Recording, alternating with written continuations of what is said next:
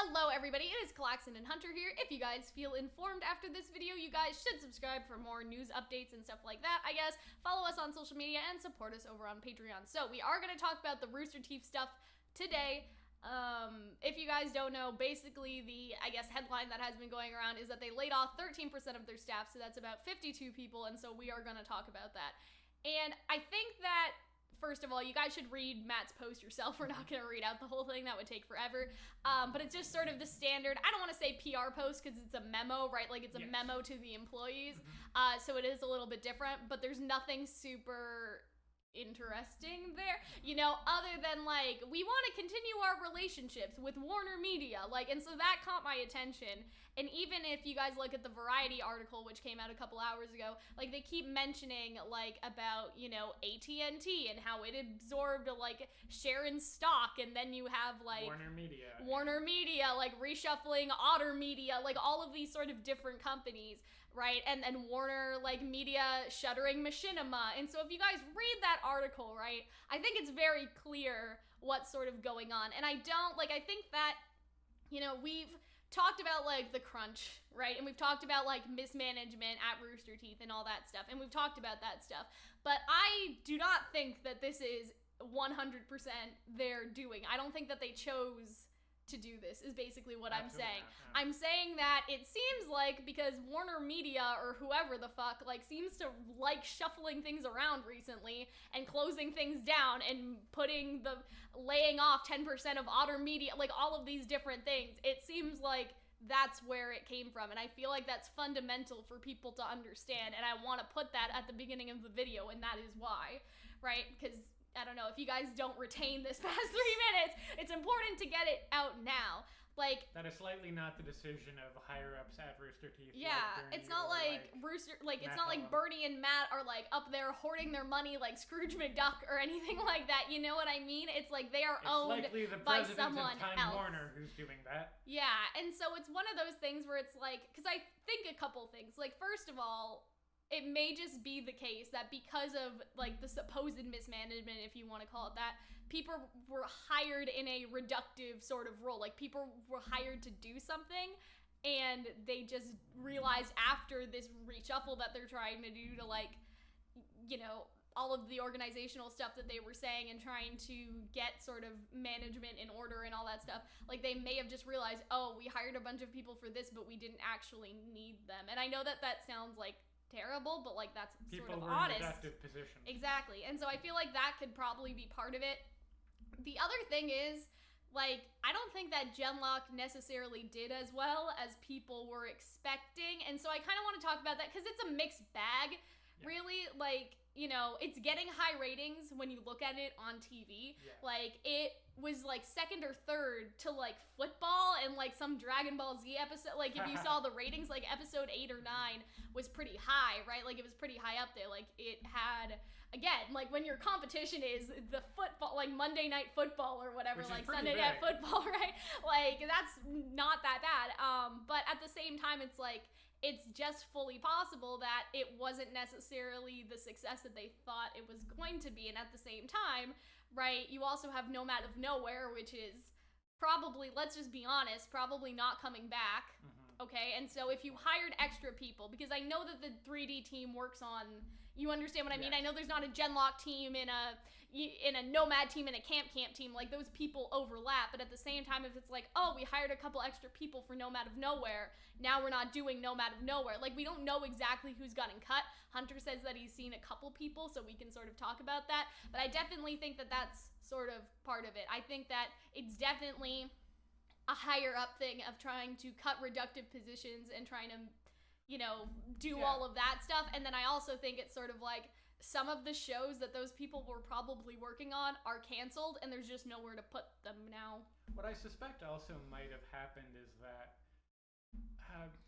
corporate America is funny in that it happens a lot in, I suspect, video game industry is what I know most about it, that oftentimes smaller, once independent studios will be bought by larger studios. An example I can think of is EA had bought a lot of studios, but they had bought Maxis, or Maxis, Maxis, not Marxist. That's something a little different. That's something a little different. that did stuff like The Sims and SimCity and Spore. But they're still making The Sims. That product is still out there, but what they did is that they absorbed that and all of its sort of entities and all its IPs and reshuffled it. Basically what Time Warner ultimately did to Machinima is that they absorbed it, they cut a lot of staffs, and then things like Inside Gaming existed on Rooster Teeth. This is not to say that I suspect they will fully absorb Rooster Teeth and destroy the brand. Because the brand, like, let's talk about this from a PR perspective, okay? Because that's what I'm in school for, right?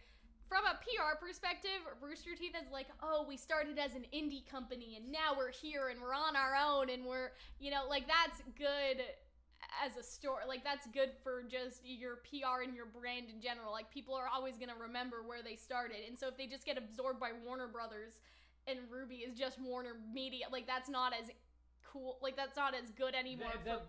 You know, it ruins, I guess, the brand. It's the illusion, it's the illusion of the brand, because a lot of people don't know that Rooster Teeth is owned by anyone. I would say it still feels indie, even though it's not. It's not. But it is, but it's not. You know what I mean? And so that's sort of the other thing, is it's like, right? So they're probably not going to get fully absorbed, like you were saying. But likely, what I suspect happened with this is similar to something to an extreme, like a lot lesser extent, is what happened to Toys R Us, at least in the United States, where they were bought by a firm, they were stripped of some of their assets to be more profitable, and just kind of collapsed in order to make a short-term amount of a short-term, I guess, revenue.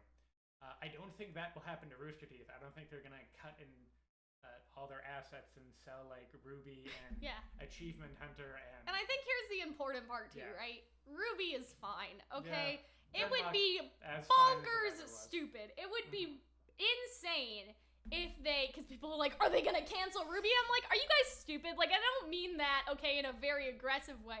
I'm just saying, RWBY is basically, I'm not gonna say that it's the only thing that's making the money, but when it comes down to it, what is the biggest thing that is making the money? It's RWBY. They wouldn't cancel RWBY. It's a flagship. Okay, so like, calm down with that, all right? Like, Nomad out of nowhere, we're probably never seeing Nomad out of nowhere again, but RWBY is fine, okay? So you guys gotta relax on that. That's the first thing.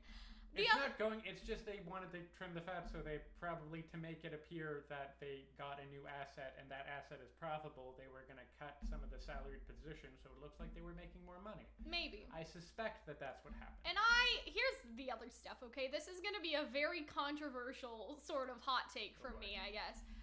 I don't think that Rooster Teeth needs to be doing as many things as it is doing, if that makes sense. And what I mean by that is that there is something, like The No, for example. Like, I know everybody makes fun of The No, and they make fun of sort of other... Well, The No is now Inside Gaming. Yeah, and so you understand what I mean? Like, you have shows that are made fun of. Yes. Right? That, like, oh, nobody's watching this anymore. Like, what's another good example other than...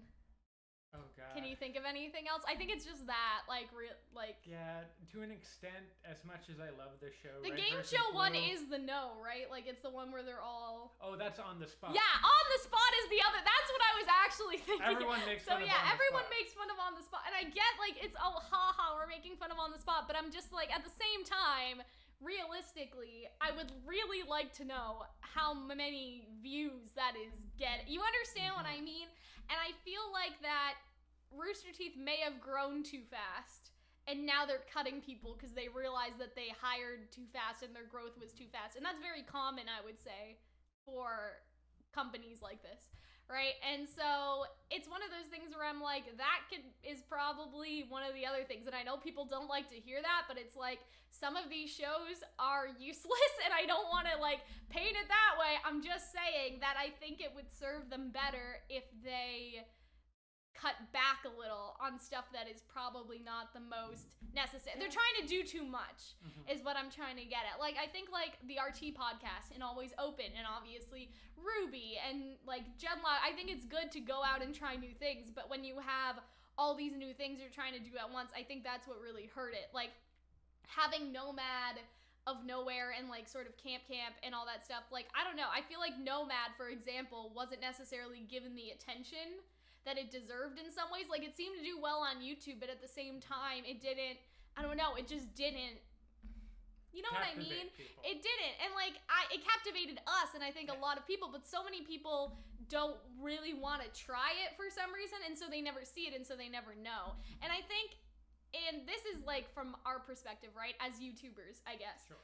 Okay, people talk about RWBY all year round, and RWBY videos seem to get views all year round, right? And even like, I've complained about RWBY recently, but that's just my bad luck, I guess, with some of the scripted videos I've been putting out. But if you think about, I don't know, especially like the criticism videos, they still get views during RWBY off season, right? Even like some of the Genlock like criticisms still get views during the Genlock off season.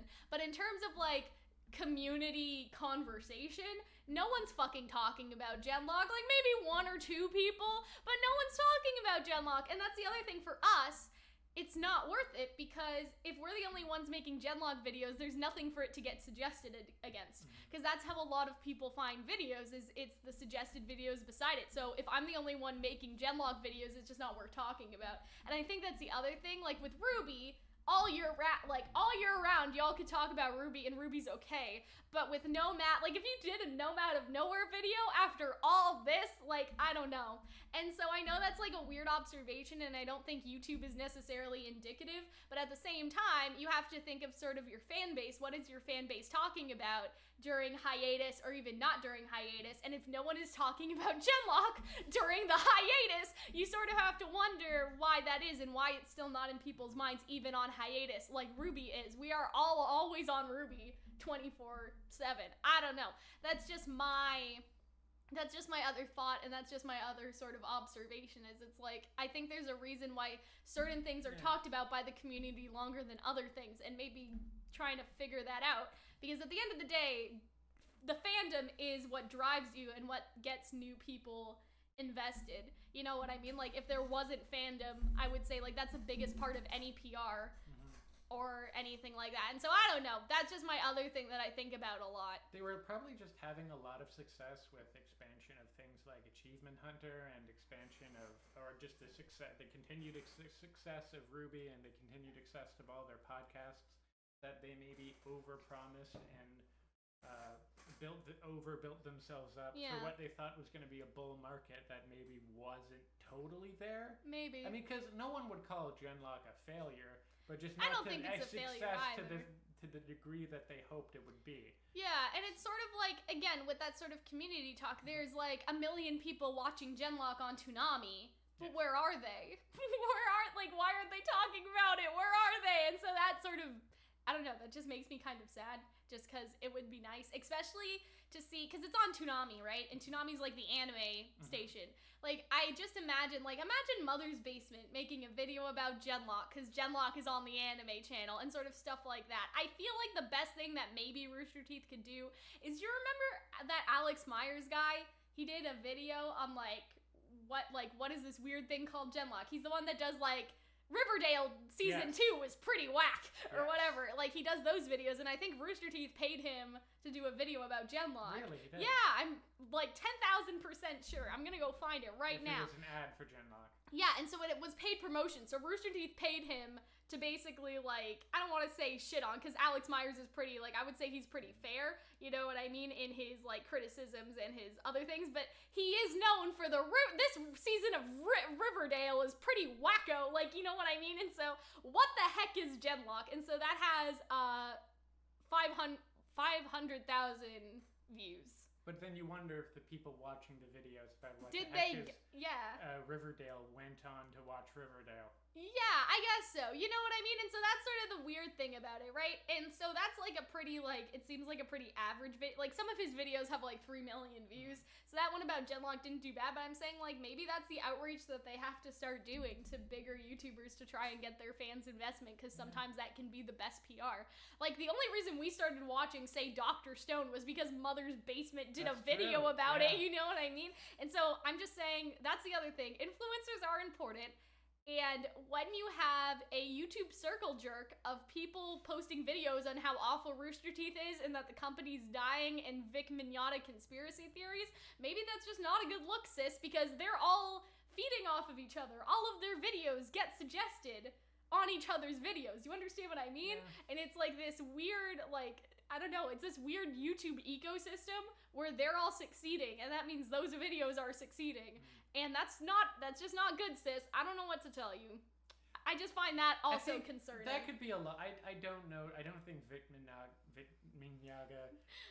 conspiracy theories caused 50 No, I don't think so. I don't think so either. I'm just saying, like, that's another thing, right? The company's not necessarily in a good YouTube look right now. And I know that it's just YouTube, right? But, like, if somebody went on YouTube and searched up Rooster Teeth and saw, like, 1 million fucking videos about how terrible they are, people should do their own research. You right? would hope we encourage that people would look into it and not fall into the, like, conspiracy tube.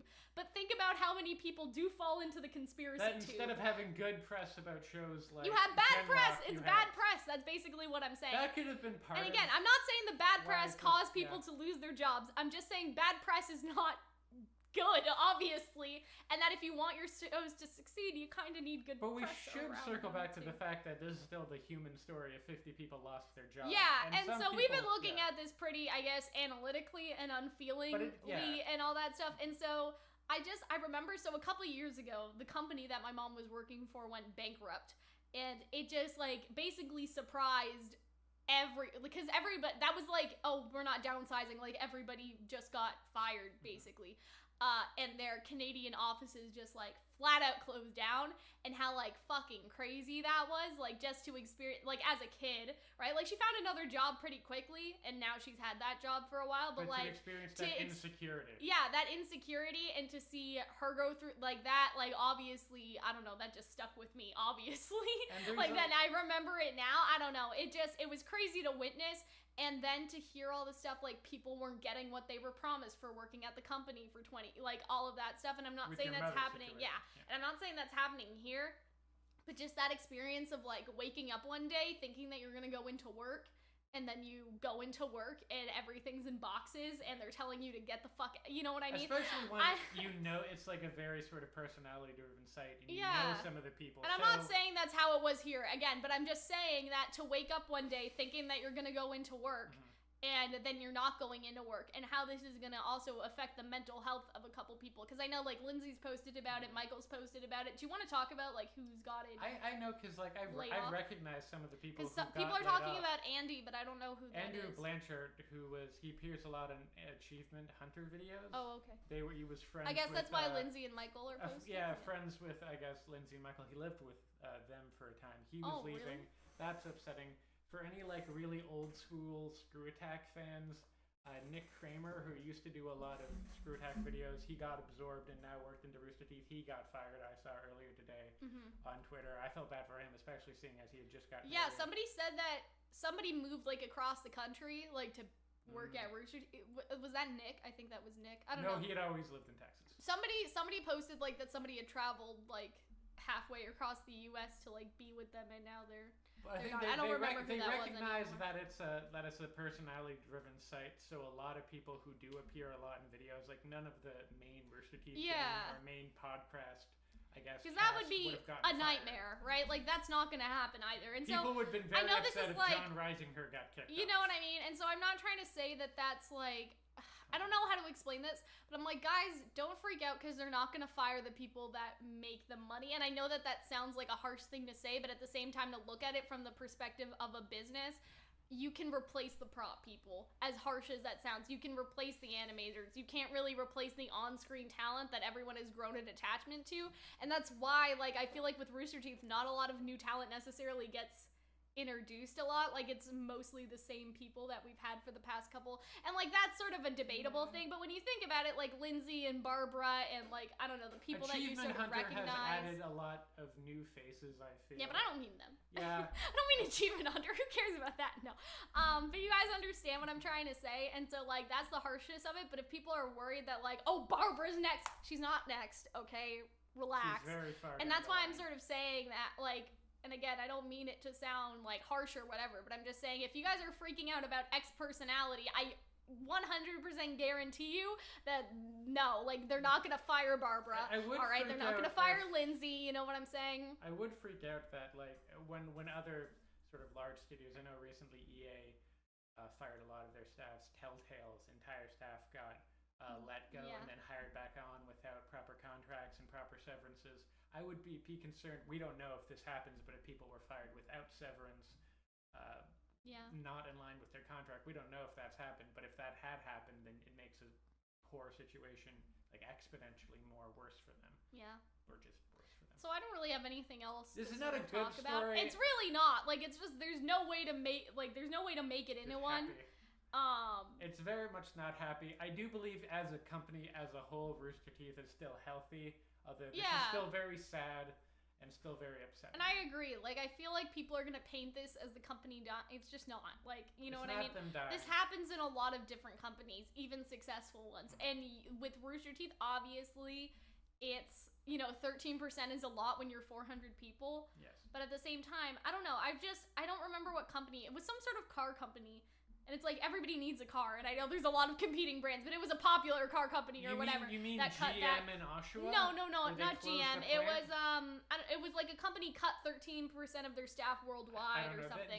I don't know what it was. There's been a lot. I'm just saying that this happens, and here's my last thing. It's a little weird. Like, with this, I understand because now it's news. Like, you know what I mean? Like, when these things happen, it's usually news. But with all the other stuff that they've made journal posts about, it's just a little weird, and I get that it's like the community aspect, but like if there was like weird crunch time happening in a Walmart or something, like Walmart would never make a journal. You understand what I'm saying? Well, they would try to address controversy. Yeah, address controversy, but I'm saying like I feel like that there's a point where we're knowing too much, and I don't want to say too much because obviously it's good information to know, but I'm like any other company we would not be getting these details, and so I always find that a little strange. I don't know how to explain it. Like just with some of the other stuff, I don't mean like this. I mean like some of the other stuff that they've made journal posts about in the past. Because that would probably, if like GM cut like 13% of their staff worldwide and never said anything about it, their stock price would probably drop more. I know that. I'm just saying. I don't mean the cutting people off. I just mean in general, like the fact that we get so much information and people still want more. Like a regular company would not do all of this, and so I think that people should sort of relax. For a lot of people, Rooster Teeth isn't a regular company, and I get that too. But I'm like, guys, like we have to wake up one day and realize that they've been acquired. They are, in a sense. You know what I mean? But most people don't care if like a sales manager or like some marketing personnel got fired from GM because you don't know them and you don't follow them. And I think that's an important point too. I had one more thing that I wanted to talk about. I forgot. Oh, right. So people are like, well, why the fuck did the first membership prices increase then? And so I got the most expensive one. So like L for me, I get. Other hand. Nope. There we go. L for me, I guess. It's a tax write-off, it's whatever. But that could have been their last ditch attempt to save some people's jobs, and it didn't work. Okay, because everybody was bitching and complaining, like, oh, what are these other rewards? Why don't we get to know now? When it's something that would probably be announced when the time. And I get that, like, people want to know what they're paying for, especially if it's over $100, right? But like, I trusted them, so hopefully I get something. You know what I mean? Like, I was assuming that. If you pay for the higher tier packages, it's going to be helpful come RTX time when you have to buy stuff and get tickets and early bird nonsense and all that other stuff. But like, I don't know. It just, everybody was criticizing that move right after the crunch thing. So in response to the crunch, they're like, okay, well, we got to pay our workers, so we'll raise our prices, right? You can assume that's a rational thing to that's a rational path of logic. And then everybody's like, oh, well, why do we have to pay for this, right? And so I'm not saying, hey, guys, this is what happens when you don't give a company money, because, like, that's none of my business. Okay, you guys can do whatever you want. But I'm like, maybe they tried and they failed because so many people were sort of complaining. And I'm not telling you to shut up and complain. I'm just saying that what if that was their... It's probably... what if that was their attempt to try and do something and then they couldn't? I don't know. It probably was in tandem with a lot of other, I guess, cost-saving... Yeah. I know that, but I'm just saying, I don't know. It's just sort of sad to think about, like, people were sort of boycotting that move because they didn't want to pay the extra $1 or extra $3 or whatever it was, like, on the lower packages. And I'm like, what if that could have saved people? I don't know. That's just what I really think about. I guess not. I don't know. I just feel... After seeing that and then seeing this, I don't know, it just seems... I know, it just seems like causation isn't correlation, right? Yes. But... They raise their prices. It doesn't go well, right, with the community. Yes. and then they have to lay people off. Like, what else are you supposed to connect in your head other than all the other stuff that we just talked about, like as combining factors? You understand what I mean? Ultimately, I hope that this was supposed to be a 10-minute video. Gives good but that's packages okay. to people. I hope that they're given good severance. I'm sure and I hope they'll be able jobs. to find other jobs, but like that has not been the case in a lot of other sort of, I guess, media. Like I don't think Rooster Teeth employees are unionized.